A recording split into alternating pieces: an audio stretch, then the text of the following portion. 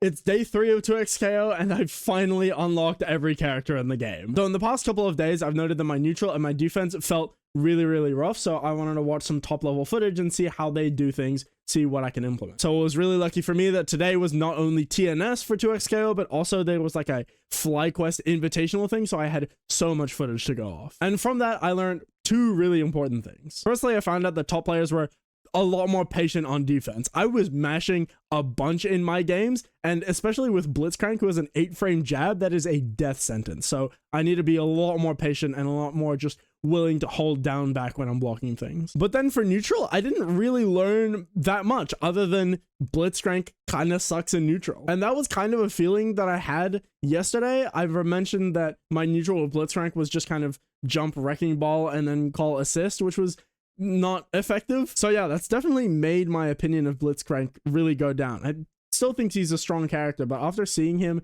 in the hands of really strong players and noting that even with them, he just doesn't really have that many options in neutral, that's pretty rough. And it's not even because he's slow, because like Illaoi has a bunch of options in neutral. I was watching Sonic Fox with them, and I mean, with the Rekka and the charge down S2 and the stand medium kick, you've got a lot of stuff that you can do. But yeah, seeing Blitzcrank being piloted by really strong players and have him just be useless in neutral, that was pretty demoralizing. So that soured me on Blitzcrank a lot. That being said, I did try out playing Blitz Illaoi Double Down just for fun, and I learned a lot. It was really funny. Like, yeah, it's really terrible in neutral, and I'm sure if I played against like a really strong Jins player, they would just absolutely destroy me. But once you touch them, you kill people basically instantly. It's ridiculous the damage you deal. I actually got my first rage quit properly playing that team, and it was weirdly satisfying. But here's the thing that I'm noticing about double down teams, and specifically for Blitzcrank Illaoi, this is really bad. So for double down teams, because you're using the meter a lot more efficiently than other teams,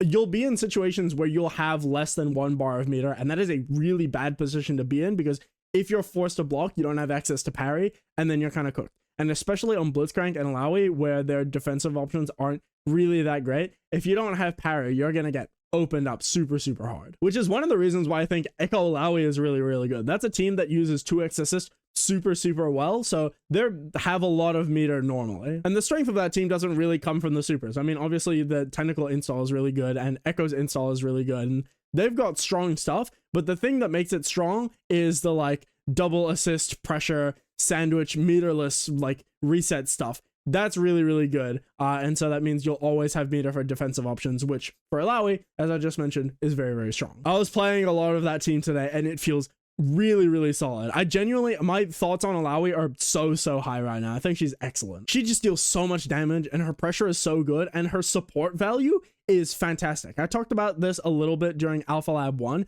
but that back assist of hers covering full screen is ridiculous. I was watching a lot of Sonic Fox because this is the team that they were playing during the tournament, and they were just destroying people with it. It looks fantastic. Oh, another thing that I learned from Sonic Fox, and also Super Noon was using this as well, is that air throws are really potent. That's not something that I've used at all, just because I guess I'm like Guilty Gear, Street Fighter, Smash pilled. I'm just not used to using air throws. So that's definitely something that I'm gonna have to work to implement into my gameplay. But yeah, let's talk about Jinx, because I finally got her. I think she's really strong. I think her options are really good. I think the amount of control on the screen that you have is fantastic. I think that she can make blocking really scary, which I think is super important, but she's so hard, and honestly, I've never felt more lost when playing a character than I do when playing Jinx. I just have no idea what I'm even meant to be doing with her. I like put the monkey up and then zap it and then shoot a rocket behind that, but that takes a while, so unless I have Time Winder out, they can just pull up on me,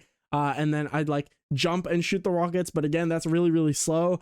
I'm not really sure what to do with her. I think that Echo Jinx is a really strong team. I was watching a little bit of Sonic Fox and Inzem duoing, and they made that team look disgusting. But I mean, compared to Echo Illaoi, Jinx is an entirely different section of difficulty. I'm gonna have to do a lot of research on her zoning patterns, on her traps and setups, and exactly what to do with her, because I'm just fumbling right now. I'm just scrambling around trying to figure things out. But I think that when things do eventually click, I'm really gonna like her. Echo Jinx definitely feels like I try not to have a particular style of gameplay because I want to be able to play what I think is the best. But I do think Echo Jinx really fits me. and it also feels extremely strong. I mean, before release, I was talking about how strong Vi Jinx was, and one of the things that makes that team so strong, in my opinion, was that the Jinx beam super into tag with Vi and then to mix, and that is really strong with Echo, because with Echo, when the beam super is active, you can use that time to set up your clones and then actually get solid left right mix up, and that team, it's just really strong. The amount of stuff that you can put on screen at any one point and force your opponent to interact with looks disgusting. So I'm really looking forward to exploring more about Jinx and getting to a point where I can actually manage that stuff. But it's going to take a lot of studying, and it's going to take a lot of practice. Like Echo, I already have the muscle memory from Alpha Lab 1. Malawi is really not that hard at all, so playing Echo Malawi is super intuitive. Blitz is also really easy, so playing Echo Blitz is super intuitive.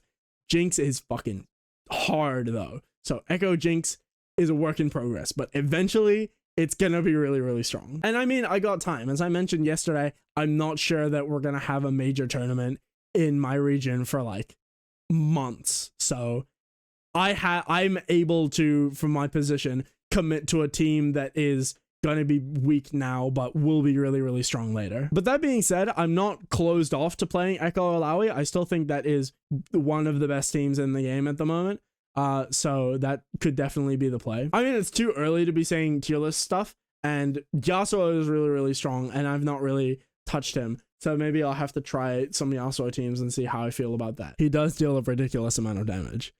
I don't know, there's lots to think about. But right now, my focus is on studying Jinx and getting to a point where I actually feel comfortable using her in a game. Because I do think that Echo Jinx is a ridiculously strong team. But man, it does mean that I'm gonna suck for a while, and that's gonna be rough on my mental. But that's okay. We're in it for the long run. I'll see you guys tomorrow. Also, I got a question for you guys from editing me, which is why my voice sounds like this, and why my hair is tied up, and why I'm sitting like this.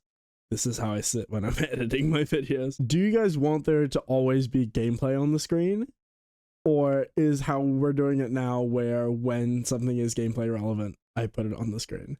Because I don't mind having gameplay on the whole time and just like getting random clips of me and putting it on there. That's fine. Or would you guys just want to look at my lovely mug? I don't know. Let me know. I would highly appreciate your feedback. It means a lot. And also just like, thank you for caring. This is a very personal, very vulnerable thing.